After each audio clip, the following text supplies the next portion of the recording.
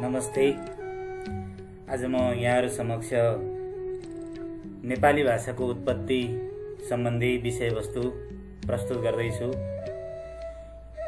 नेपालमा बोलिने भाषाहरूमध्ये भौगोलिक विस्तार र वक्ता संख्या दुवैका दृष्टिले नेपाली भाषा सम्पन्न छ, समृद्ध छ।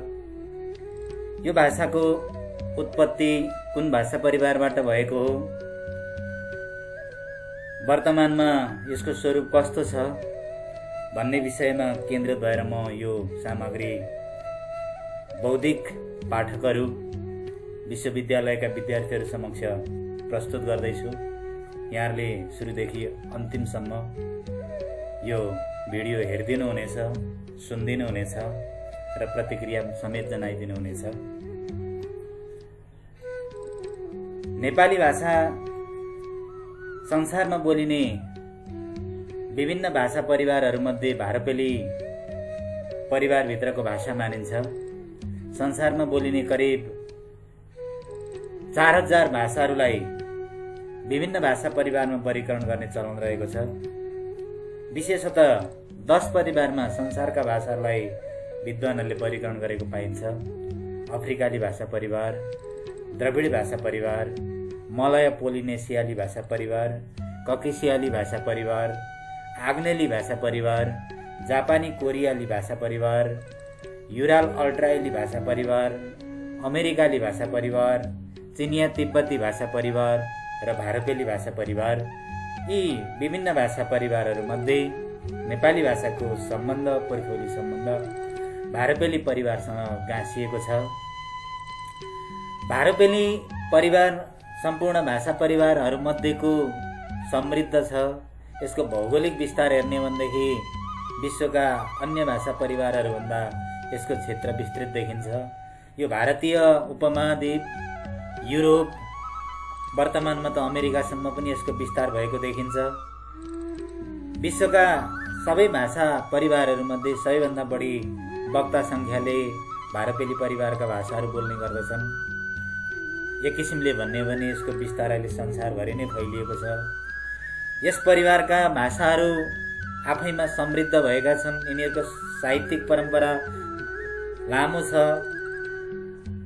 ज्ञान, विज्ञान, संस्कृति, राजनीतिसँग सम्बन्धित हरेक विषयको अभिलेखन यस भाषामा भइसकेको छ। यस भाषाका वक्ताहरू जीवन्त छन्। यस भाषाका सबै भाषा अहिले जीवित नरहे पनि आधुनिक भाषाहरू निकै समृद्ध छन्। विश्वका संस्कृत, अवेस्ता, ग्रिस, ल्याटिन, रुसी, जर्मन आदि भाषाहरू यसै भारपेली भाषा परिवारबाट जन्मिएका देखिन्छन्। भारपेली भाषा परिवारलाई विभिन्न नामबाट सम्बोधन गरिन्छ, सङ्केत गरिन्छ। Indo Germanic, Indo European, Indo इटेली, आर्य परिवार आदि विभिन्न नामले भारपेली भाषा परिवारलाई चिनाइएको पाइन्छ। भारपेली भाषा परिवारको मूल थलो र मूल प्रयोगताका बारेमा विभिन्न विद्वानहरूले आफ्ना दृष्टिकोणहरू अगाडि सारेका छन्। यसका बारेमा ठोस वस्तुगत अध्ययन हुन गाह्रो पनि छ। लगभग ईसापूर्व 4500 वर्ष अगाडि भारपेली समुदायका मानिसहरू एकै ठाउँमा बस्थे र यो भाषा बोल्थे भन्ने अनुमान गरिएको छ। र ती वक्ताहरूका यो भारपेली भाषाको, पुर्खौली भाषाको पुनर्निर्माण समय गरेर यी भारपेली भाषाका वक्ताहरूलाई, प्रयोक्ताहरूलाई बिरोस नाम समेत दिइएको छ। यो भारपेली भाषा परिवारका मुख्यतः सतम र केन्तुम गरी 2 शाखाहरू रहेका छन्। खास गरी 100 संख्यालाई आधार बनाएर जुन भाषामा 100 उच्चारण गर्दाखेरि स ध्वनिको प्रयोग गरिन्छ त्यसलाई सतम वर्गमा, र जुन भाषामा क ध्वनिको उच्चारण गरिन्छ, 100 लाई जनाउन क भाषाको ध्वनिको उच्चारण गरिन्छ, त्यसलाई केन्तुम वर्गमा विभाजन गरिएको छ।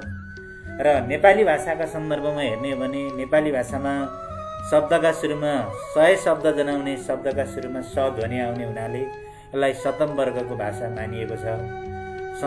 नेपाली जस्तै संस्कृत, अवेस्ता, रुसी, बाल्टिक, हिन्दी, फारसी लगायतका भाषाहरू सतम वर्गभित्र पर्छन्। केन्तुम वर्गमा ल्याटिन, ग्रिक, जर्मनली, केल्टिक, तोखारेली, इटाली, बेल्स अङ्ग्रेजी भाषाहरू पर्दछन्। सतम र केतम गरी दुई भागमा विभाजित भारपेली भाषा परिवारका विभिन्न शाखाहरू देखा परेका छन्। सतम परिवारका बाल्टेली, स्लाभेली, अल्बानियाली, जसलाई इलिरियाली पनि भनिन्छ, आर्मेनियाली, आर्य इरानेली र केन्तुम वर्गका एनातोलियाली, जसलाई हिट्टेली पनि भन्ने गरिएको छ, ग्रिसेली, इटालेली, जर्मनेली, केन्टेली र तोखारेली भाषाहरू केन्तुम वर्गका भाषाभित्र रहेका छन्। नेपाली भाषा भारपेली परिवारको आर्य इरानेली शाखाभित्र पर्छ। त्यो आर्य इरानेली शाखा सतम वर्ग अन्तर्गत रहेको छ र वर्तमान उत्तरी अफगानिस्तानलाई विद्वानहरूले आर्य इरानेली शाखाका वक्ताहरूको मूल थलो मानेका छन् र यही मूल थलोबाट आर्य इरानेली शाखाको विकास हुँदै वर्तमानमा आधुनिक भाषाको रूपमा नेपाली भाषाको विकास भएको देखिन्छ। यस शाखाका भाषाहरू अर्थात् आर्य इरानेली शाखाका भाषाहरू नेपाल, भारत, श्रीलङ्का, बङ्गलादेश लगायत एसियाका विभिन्न भागहरू, पाकिस्तान, इरान तथा मध्यपूर्व युरोप र उत्तर अमेरिका आदि विभिन्न क्षेत्रमा विस्तारित रहेका छन्। आर्य इरानेली शाखा इरानेली, दरद र आर्य गरी 3 मुख्यवटा शाखामा विभाजित भएको छ, अथवा यो आर्य इरानेली शाखामा इरानेली, दरदेली र आर्यली गरी 3वटा उपशाखाहरू रहेका छन्। पाकिस्तान, इरान, अफगानिस्तान तथा ककेसिया पर्वतका निकटवर्ती विभिन्न क्षेत्रमा इरानेली शाखाका अवेस्ता, मोगदियाली, फार्सेली, मिडियाली भाषाहरू बोलचालमा रहेका छन्। यहाँलाई थाहा छ, दरद उपशाखामा दरद, काफिर, खोबार भाषाहरू पश्चिमोत्तर पन्जाब र पामेरमा बोलिने गर्छन्। ईसापूर्व 1500 तिर भारतीय उपमहाद्वीपमा आएका आर्यहरूद्वारा आर्यली भाषा बोलिँदै आएको पाइन्छ र यो आर्यली भाषाको विकासलाई प्राचीन काल, माध्यमिक काल र आधुनिक काल गरी 3 चरणमा विभाजन गरी अध्ययन गर्ने प्रचलन रहेको छ। ईसापूर्व 1500 देखि ईसापूर्व 500 सम्मको समयावधि आर्य भाषाको प्राचीन काल हो। यस अन्तर्गत बौद्धिक र लौकिक संस्कृतहरू पर्दछन्। बौद्धिक संस्कृतले विशेषतः वेदलाई संकेत गर्दछ, वैदिक वाङ्मयलाई संकेत गर्दछ भने रामायण, महाभारत। त्यसपछिका साहित्यलाई लौकिक संस्कृतले संकेत गर्दछ। हामी ब्राह्मण ग्रन्थका बारेमा जानकार छौँ। ब्राह्मण ग्रन्थपछि आरण्यक ग्रन्थहरू विकसित भएका छन्, त्यसपछि उपनिषदहरू विकसित भएका छन् र यो समग्र वेद, ब्राह्मण, आरण्यक, उपनिषदको अवधिलाई वैदिक वाङ्मय भनेर भनिन्छ, वैदिक संस्कृतको युग भनिन्छ। रामायण, महाभारत, कालिदासका रघुवंश, किरातार्जुनीय जस्ता महाकाव्यहरू लौकिक संस्कृत भाषाका अथवा लौकिक कालका विशिष्ट उपलब्धि मानिन्छन्। ईसाको 500 देखि ईसाको 1000 सम्मको अवधिलाई, ईसा पूर्व 500 देखि ईसाको 1000 सम्मको अवधिलाई मध्यकालीन आर्य भाषाको समयावधि मानिन्छ। यस अवधिमा विशेष गरी प्राकृत भाषाहरू विकसित भएका हुनाले यिनै वैदिक, लौकिक, संस्कृत हुँदै प्राकृत भाषाहरूको विकास भएको हुनाले यो अवधिलाई आर्य भाषाको प्राकृत भाषा अथवा प्राकृत युग भनेर समेत भन्ने गरिएको छ। यस अवधिमा आर्य भाषा जस्तै पाली, खस, महाराष्ट्री, सौरसेनी, मागधी, अर्धमागधी, पैशासी आदि विभिन्न भाषाहरू विकसित भएका छन्। प्राकृत भाषाहरू पाली भाषामा जुन बुद्धले उपदेश गरेका हुन् त्यो यसै अवधिको रचना भनेर मानिन्छ। ईसाको 1000 देखि वर्तमानसम्म आधुनिक आर्य भाषाको काल मानिन्छ। हिन्दी, नेपाली, बङ्गाली, मैथिली जस्ता आधुनिक आर्य भाषाहरू यही ईसाको 1000 भन्दा पछाडि विकसित भएका छन्। विशेषतः संस्कृत, प्राकृत र अपभ्रंश हुँदै यसै अवधिमा आइपुग्दा आर्य इरानेली शाखाका आधुनिक भाषाहरू विकसित भएका पाइन्छन्। नेपाली भाषा, हिन्दी भाषा, मैथिली भाषा, भोजपुरी भाषा, गढवाली, अवधी, मराठी, राजस्थानी, गुजराती, पन्जाबी आदि विभिन्न भाषाहरू आधुनिक आर्य भाषाका रूपमा परिचित रहेका छन्। आदरणीय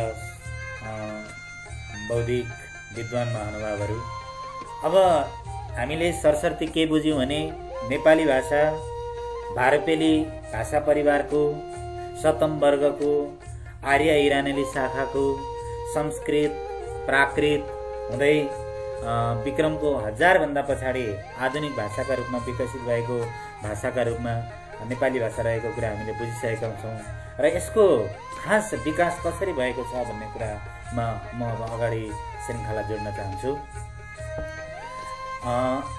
धेरै भाषा वैज्ञानिकहरूले नेपाली भाषाको विकास भारपेली भाषा परिवारबाट भएको, आर्य इरानेली शाखाबाट भएको भन्ने कुरामा सबै भाषा वैज्ञानिकहरूको, नेपालका भाषा विद्वान भाषा वैज्ञानिकहरूको, विदेशका भाषा वैज्ञानिकहरूको पनि सहमत रहेको छ। नेपालका बल्लभमणि दाहाल, चुडामणि बन्धु, टङ्कप्रसाद नेउपाने, मोहनराज शर्मा लगायतका सबै भाषाविदहरू, डाक्टर माधव पोखरेल लगायतका सबै भाषाविदहरूले आर्य इरानेली शाखाबाट नै नेपाली भाषाको विकास भएको भन्ने धारणा राख्नुभएको छ। पश्चिमका पनि कर्पैट्रिक लगायतका विद्वानहरूले नेपाली भाषाको सम्बन्ध आर्य इरानेली शाखासँग जोड्नु भएको छ। तर आर्य इरानेली शाखाको विकास भइसकेपछि त्यसभन्दा पछाडि चाहिँ नेपाली भाषाको विकास कसरी भएको छ भन्ने बारेमा विभिन्न मत अभिमतहरू छन्। म यहाँ आज नेपाली भाषाको उत्पत्तिका सन्दर्भमा कुनै मत अभिमतहरूलाई यहाँहरू समक्ष प्रस्तुत गर्न चाहन्छु। विशेषतः आर्य इरानेली शाखाबाट नेपाली भाषाको उत्पत्ति कसरी भएको भन्ने बारेमा दुईटा दृष्टिकोणहरू रहेका देखिन्छन्। एक थरी विद्वानहरू संस्कृत स्रोतबाट आर्य इरानेली शाखाको तपाईको संस्कृत स्रोतबाट नेपाली भाषाको विकास भएको दृष्टिकोण राख्छन् भने अर्का थरी विद्वानहरू चाहिँ संस्कृतबाट होइन, संस्कृतभन्दा भिन्न स्रोतबाट नेपाली भाषाको उत्पत्ति भएको भन्ने मान्यता राख्छन्। पहिले हामी संस्कृत स्रोतबाट नेपाली भाषाको उत्पत्ति भएको भन्ने विद्वानहरूको दृष्टिकोणतर्फ आउँ। होर्नले, ग्रियर्सन, सुनीति कुमार चटर्जी, प्रमोद कुमार पण्डित जस्ता विदेशी विद्वानहरू र बालकृष्ण पोखरेल लगायतका, चुडामणि बन्धु लगायतका स्वदेशी विद्वानहरू नेपाली भाषाको सम्बन्ध संस्कृत स्रोतसँग गाँसिएको दृष्टिकोण राख्दछन्। यिनीहरूका विचारमा ईसापूर्व 1500 तिर इरानबाट छुट्टिएर हिन्दुकुश पर्वत नागेर भारतको सप्तसिन्धु प्रदेशतिर आइपुगेका एक हाँगाले प्राचीन भारतीय आर्य भाषा वैदिक तथा संस्कृत भाषा बोल्न थालेको हो र यसपछि यस संस्कृतका स्थानअनुसार विभिन्न भेदहरू रहेका छन्। यिनै विभिन्न भेदहरूमध्ये उत्तरी संस्कृतबाट विकसित भएका प्राकृत भाषाहरू र ती प्राकृतबाट विकसित भएका नेपाली भाषा अपभ्रंश भाषाहरूबाट नेपाली भाषाको उत्पत्ति भएको भन्ने दृष्टिकोण यी विद्वानहरूले राखेको पाइन्छ। र संस्कृतसित सम्बन्ध जोड्नेहरू सबैले संस्कृत, प्राकृत र प्राकृतबाट विकसित भएका अपभ्रंश भाषाबाट नै नेपाली भाषाको विकास भएको भन्ने दृष्टिकोण राख्दै पनि कुन प्राकृतबाट विकसित भएको भन्ने बारेमा चाहिँ आफ्नो दृष्टिकोण राखेको पाइन्छ। होर्नले आफ्नो अध्ययनका सन्दर्भमा पूर्वी गौडीबाट बिहारी, बङ्गाली, आसामी आदि, पश्चिमी गौडीबाट राजस्थानी, पन्जाबी, सिन्धी, गुजराती आदि र उत्तरी गौडीबाट कुमाउनी, गढवाली र नेपाली भाषाको उत्पत्ति भएको धारणा राख्दै यो गौडी प्राकृतबाट नेपाली भाषाको उत्पत्ति भएको दृष्टिकोण राखेका छन्। ग्रियर्सनले भारतमा आर्यहरूको आगमनका क्रममा त्यसलाई आधार बनाएर यिनीहरूका भाषालाई विभिन्न उपशाखामा राखी बाहिरी उपशाखाबाट सिन्धी, मराठी, आसामी, बङ्गाली आदि, मध्यवर्ती उपशाखाबाट पूर्वी हिन्दी र भित्री उपशाखाबाट पन्जाबी, गुजराती जस्तै नेपाली, कुमाउनी र गढवालीको जन्म भएको धारणा राखेका छन्।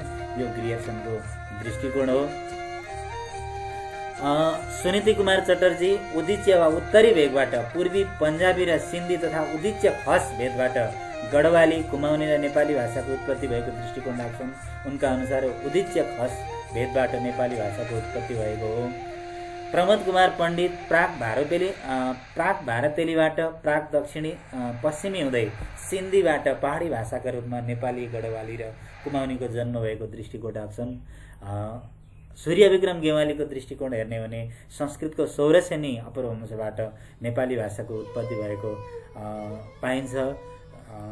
यस्तै गरी बालकृष्ण पोखरेल उहाँले फरक समयमा फरक दृष्टिकोण राख्नु भएको छ। उहाँले आफ्नो पहिलो सुरुको अध्ययनमा नेपाली भाषालाई सौरसेनी प्राकृतबाट विकसित भाषाका रूपमा चर्चा गर्नुभएको छ भने पछि चुलिका प्राकृतबाट नेपाली भाषाको विकास भएको दृष्टिकोण राख्नु भएको छ। चुडामणि बन्धु खस प्राकृतको खस अपभ्रंशबाट नेपाली भाषाको उत्पत्ति भएको दृष्टिकोण राख्नुहुन्छ। यी सबै विद्वानहरूको दृष्टिकोण, सबै विद्वानहरूका विचारहरूलाई आधार बनाउँदाखेरि सबै विद्वानहरूले संस्कृत भाषासँग नेपाली भाषाको सम्बन्ध जोड्ने गरेको पाइन्छ। अहिले पछिल्लो चरणमा विशेष गरी संस्कृतबाट विकसित हुँदै आएको प्राकृत भाषाबाट अपभ्रंश हुँदै विकसित हुँदै आएको खस प्राकृत, त्यस खस प्राकृतबाट अपभ्रंश भएर विकसित हुँदै आएको आधुनिक खस भाषाबाट नेपाली भाषाको विकास भएको हो भन्ने धेरै विद्वानहरू त्यो निष्कर्षमा पुगेका छन्। यसरी हेर्दा खस संस्कृत भाषाको अपभ्रंश, प्राकृत भाषाको खस अपभ्रंश हुँदै आधुनिक खस भाषाका रूपमा नेपाली भाषाको विकास भएको दृष्टिकोण संस्कृत स्रोतसँग नेपाली भाषाको सम्बन्ध जोड्नेले राखेको पाइन्छ। अब केही विद्वानहरूले संस्कृतभन्दा भिन्न स्रोतसँग नेपाली भाषाको सम्बन्ध जोडेका छन्। उनीहरूले संस्कृतसँग नेपाली भाषाको सोझो सम्बन्ध नदेखाई त्योभन्दा पृथक ढङ्गले यसको विश्लेषण गरेका छन्। सूर्यमणि अधिकारी यस वर्गमा पर्नुहुन्छ। उहाँले संस्कृतलाई हजुरआमाकी सहोदर भाषा मान्नु भएको छ। अर्थात् उहाँले आर्य इरानेली अन्तर्गत बाल्लिकी र संस्कृतलाई समानान्तर भाषाका रूपमा चर्चा गर्दै बाल्लिकीबाट खस र खसबाट गढवाली, कुमाउनी र नेपाली भाषाको उत्पत्ति भएको धारणा राख्नु भएको छ भने संस्कृत भाषाबाट अन्य प्राकृतहरू विकसित भएको दृष्टिकोण राख्नु भएको छ। उहाँले बाल्लिकी र संस्कृतलाई समानान्तर रूपमा राखेर बाल्लिकीको प्राकृत भाषाका रूपमा खस भाषाको रूपमा विकास भएको दृष्टिकोण राख्नु भएको छ। उहाँले जति पनि खसहरू छन् ती खसहरू संस्कृत स्रोतसँग नेपाली भाषाको सम्बन्ध जोड्ने विद्वानहरूको दृष्टिकोणभन्दा केही पृथक ढङ्गले अनार्यका रूपमा उहाँहरूलाई जोड्नु भएको छ। ती खसहरू प्राक वैदिक युगका व्यक्तिहरू हुन्। उनीहरू आर्य थिएनन्, उनीहरू अनार्य थिए, उनीहरू बौद्ध धर्मावलम्बीहरू थिए र त्यही बौद्ध धर्मावलम्बी अनार्यहरूले उनीहरूले प्राकृत भाषाको विकास गर्दै जाने सन्दर्भमा यो नेपाली भाषाको उत्पत्ति भएको उनीहरूको दृष्टिकोण रहेको छ। यिनीहरू सप्त सिन्धु प्रदेशको बाल्लिकी देश वा बडा खसानमा बसोबास गर्ने व्यक्तिहरूले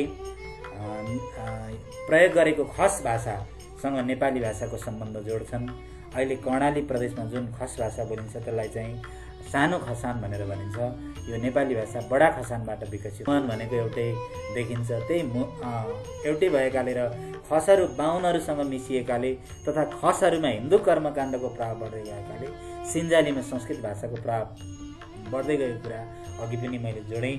यहाँहरू देख्न सक्नुहुन्छ भारपेली परिवारको सप्तम वर्गको आर्य इरानेली शाखाका 3टा शाखाहरू देखिएका छन्। इरानेली, जसलाई प्राचीन फारसेली भनिन्छ, बाल्लिकी र संस्कृत। प्राचीन इरानेलीबाट फारसेली, पस्तो, बलुची जस्ता भाषाहरू विकसित भएका छन्। बाल्लिकीबाट दरदेली, पैसासी, खस जस्ता प्राकृत भाषाहरू विकसित भएका छन् भने संस्कृतबाट मागधी, अर्धमागधी, सौरसेनी लगायतका प्राकृत भाषाहरू विकसित भएका छन्। अब यी भाषाहरूमध्ये बाल्लिकीबाट विकसित भएको खस प्राकृतको पूर्वेली भेदबाट सिन्जाली भाषाका रूपमा नेपाली भाषाको विकास भएको देखिन्छ। यो चाहिँ संस्कृतभन्दा पृथक स्रोतबाट नेपाली भाषाको विकास भएको हो भन्ने दृष्टिकोण राख्ने विद्वानहरूको दृष्टिकोण हो। अब हामी यहाँ पुगेपछि के निष्कर्षमा पुग्न सक्छौँ भने केहीले खसहरूलाई बाल्लिक प्रदेशबाट बसोबास गर्दै आएका नागरिकका रूपमा चर्चा गरेका छन् भने केहीले चाहिँ खसहरूलाई पनि यो बाल्लिक प्रदेशतिर अथवा बाल्लिकीसँग सम्बन्ध नजोडी संस्कृत आर्यसँग सम्बन्ध जोड्दै हिन्दूहरू नै भएको र तिनैका माध्यमबाट खसहरूले आफ्नो मातृका भाषाका रूपमा नेपाली भाषाको प्रयोग गरेको दृष्टिकोण राखेका छन्। या विभिन्न मत अभिमत रहँदा पनि हामी निष्कर्षमा चाहिँ नेपाली भाषा भारपेली परिवारको सप्तम वर्गको आर्य इरानेली शाखाको विभिन्न प्राकृत भाषाहरूमध्ये खस प्राकृतबाट विकसित भएको देखिन्छ। यो सिन्जा प्रान्तमा हाम्रो गण्डकी प्रदेशको सिन्जा प्रान्तमा विकसित भएको हुनाले यसलाई सुरुमा सिन्जाली भाषा भनिएको पाइन्छ। यी जब 2200-2400 रजौटाहरू उदय भयो त्यसबेला यसको भाषाका को पनि सँगसँगै विस्तार भएको देखिन्छ र यस भाषालाई तराई र काठमाडौँका बासिन्दाले त्यसपछि पर्वते अथवा पर्वते भाषा भनेर नामकरण गरेका छन् र पृथ्वीनारायणको राज्य विस्तारको अभियानसँगै यो भाषाले गोर्खाली भाषाको नाम पनि पाइसकेको छ र त्यसपछि आधुनिक नेपालको निर्माण सँगसँगै यो भाषालाई नेपाली भाषा समेत नामकरण गरिएको छ र खास गरी काठमाडौँलाई राजधानी बनाइसकेपछि मात्र यो खस भाषाले नेपाली भाषाको नाम पाएको हो र नेपाली भाषाको नाम पाएको देखिन्छ र आदरणीय विद्वान महानुभावहरू नेपाली भाषा नेपालका समृद्धतम भाषाहरूमध्येको एउटा भाषा हो। यो भाषाको आफ्नो पुरानो आफ्नो इतिहास छ। यो भाषा समृद्ध भइसकेको छ। वर्तमानमा यसका विभिन्न भाषिकाहरू छन्, क्षेत्रीय भेदहरू छन्, सामाजिक भेदहरू छन्, यसका वाङ्मयहरू विकसित अवस्थामा रहेका छन्। यो भाषाको विस्तार अहिले विश्वभरि नै फैलिसकेको छ। अहिले प्रविधिमा समेत यसको विस्तार भएको छ र यो समृद्ध भाषा विश्वका चर्चित 10 परिवारका भाषाहरूमध्ये भारोपेली भाषा परिवारका 7औं वर्गभित्रको आर्य इरानेली शाखाको इरानेली, दरदेली र आर्यली भेदमध्ये आर्यली भेदबाट विकसित भएका को प्राकृत भाषाहरूमध्ये खस प्राकृतको अपभ्रंश भाषाका रूपमा विक्रमको 1000 पछि हिन्दी, मराठी, कुमाउनी सँगसँगै विकसित भएको भाषाका रूपमा देखा परेको छ। यो भाषामा निरन्तर रूपमा अहिले व्याकरणहरू लेखिँदै आएका छन्, कोषहरू सम्पादन हुँदै आएका छन्। यो एउटा नेपालको समृद्ध भाषाका रूपमा विकसित भएको छ। यसलाई हामी सबै नेपालीले जगेर्ना गर्नु, यसको संरक्षण विकासमा ध्यान दिनु आवश्यक देखिन्छ। हवस् त, धन्यवाद, नमस्कार।